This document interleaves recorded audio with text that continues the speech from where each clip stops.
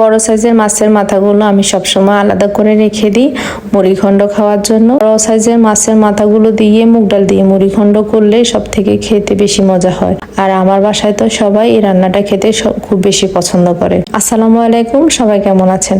আমি যেভাবে মুড়িঘণ্টটা করি আজকে সেভাবেই রান্নাটা শেয়ার করব। এখানে বড় সাইজের একটা মাথাকে ছোট ছোট টুকরো করে কেটে নিয়েছি। মুড়িঘণ্টতে এভাবে মাছের মাথাটা ছোট টুকরো করে ইউজ করলে সব থেকে বেশি মজা হয় খেতে। এখন মাছের মাথার অংশগুলোকে লবণ আর হলুদ দিয়ে ভালোভাবে মেখে রেখে দিব। মাছের মাথাটা এক পাশে রেখে এখন মুগ ডালটা ভেজে নেব। এখানে 1 কাপ পরিমাণ মুগ ডাল নিয়েছি। মুগ ডালটাকে একটু হালকা লাল করে ভেজে নিব। মুগ ডাল ভাজার সময় হালকা একটা ঘ্রাণ বের হয় ভাজার। ঘ্রাণটা বের হলে মুগ ডালটা নামিয়ে ভিজিয়ে রেখে দিব। এখন লবণ হলুদ মেখে রাখা মাছের মাথাটাকে হালকা করে ভেজে নিব। তবে যেভাবে ভাজা খেতে পছন্দ করেন মাছের মাথাটা সেভাবে ভেজে নেবেন। আমি খুব বেশি কড়া করে ভাজবো না, একটু হালকা করে এপিট ওপিট করে ভেজে মাথাটা উঠিয়ে নিব। এখন একটা পাতিলে পরিমাণ মতো তেল দিয়েছি 1/2 কাপ পরিমাণ পেঁয়াজ কুচি। পেঁয়াজটাকে একটু হালকা বাদামি করে ভেজে নিব।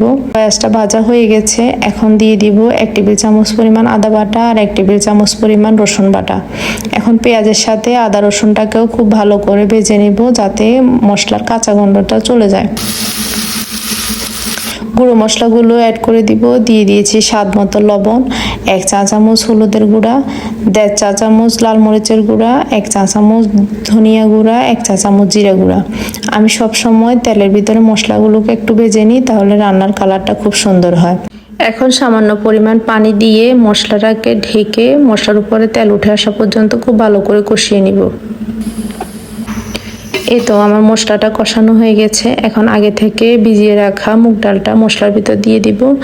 দিয়ে মশলার সাথে মুগ ডালটাকে 2 মিনিটের মতো ভেজে নিব। মুগ ডালটা মশলার সাথে ভাজা হয়ে গেলে এখানে 3 কাপ পরিমাণ পানি দিয়ে দিব।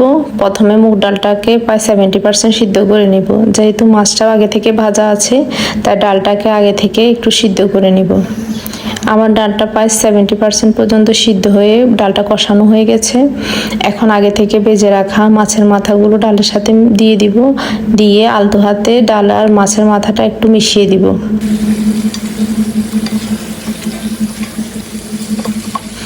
দিয়ে দিব একটা টুকরো করা টমেটো আর পরিমাণ মতো ঝোলের পানি। যেহেতু ডাল সেহেতু একটু ঝোলের প্রয়োজন হবে আর ডালটা আরও একটু সিদ্ধ হবে, তাই এখানে পরিমাণ মতো প্রায় 2-3 কাপের মতো পানি, যে যেমন ঝোল খেতে পছন্দ করেন ওই পরিমাণে পানি দিয়ে দিবেন।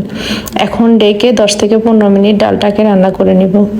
এই তো ডালটা রান্না প্রায় হয়ে গেছে। এখন উপর থেকে 1 চা চামচ গরম মশলা গুঁড়া ছিটিয়ে দিয়েছি। দিয়ে দিয়েছি কিছুটা পরিমাণ আস্ত কাঁচামরিচ। এখন সবকিছু আবারও একটু মিশিয়ে নিব। দিয়ে দিব বেশ খানিকটা পরিমাণ ধনিয়া পাতা কুচি। মাছের মাথা দিয়ে মুগ ডাল রান্নাটা হয়ে গেছে। এখন পরিবেশন করে নিব। রান্নাগুলো যদি ভালো লাগে অবশ্যই একটা শেয়ার করে দিবেন। আর নতুন নতুন আরো রান্না পেতে অবশ্যই পেজটাকে ফলো দিয়ে লাইক দিয়ে পাশে থাকবেন। আর রেসিপিগুলো যদি ইউটিউব থেকে দেখে থাকেন অবশ্যই চ্যানেলটাকে একটা সাবস্ক্রাইব করে দিবেন। সবাই খুব ভালো থাকবেন। আল্লাহ হাফেজ।